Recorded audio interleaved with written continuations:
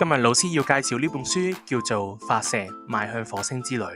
書入邊記載咗好多關於外太空嘅小知識，事不宜遲，我哋一齊細心欣賞。你哋好啊，未來嘅太空小天才，我叫 Tina， 係一名太空人。呢艘係我嘅太空船，叫做火箭小子。我哋將會一齊出發到好遠嘅外太空旅行。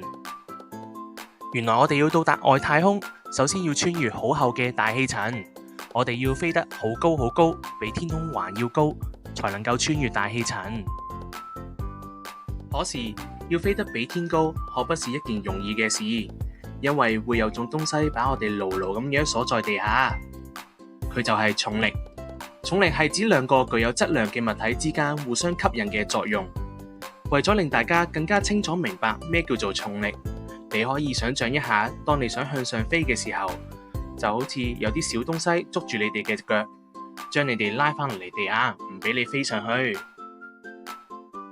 如果我哋想擺脫重力，必須快速地向上飛，就好似發射大炮咁樣。如果我哋要擺脫重力，就一定要乘坐火箭先可以飛出外太空，因為呢啲機器可以飛到好高同埋好快。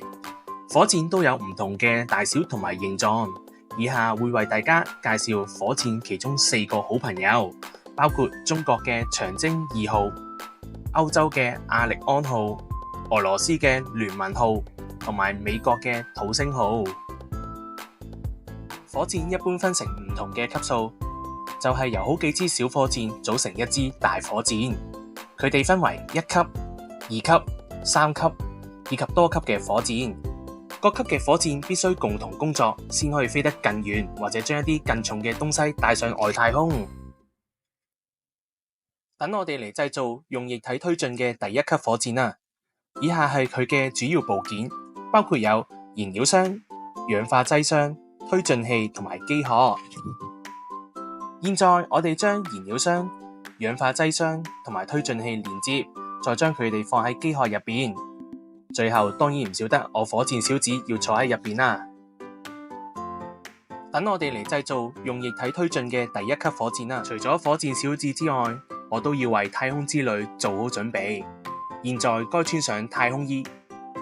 太空衣有好多特殊嘅設計，用嚟保障太空人喺外太空嘅生命安全。火箭小子，我都準備好啦，我哋一齊衝天飛啦！火箭小子，我已經走進火箭艙入邊。我哋想起飛就要先點火，啟動推進器。當我哋啟動火箭推進器之後，燃料同埋氧化劑就會同時進入燃燒室。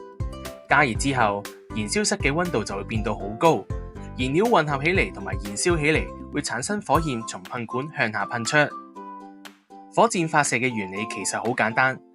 就好似你將一個吹脹嘅氣球解開結口之後，任由佢一邊漏氣一邊飛上天空。當燃點燃料之後，高熱嘅氣體就會從火箭嘅底部噴出。只要一直有燃料，火箭就會一直上升，再上升。當我哋進入外太空之後，第1級嘅火箭就會跟我哋分離。因為火箭小子有自己嘅引擎同埋燃料，咁我哋就可以繼續飛行啦。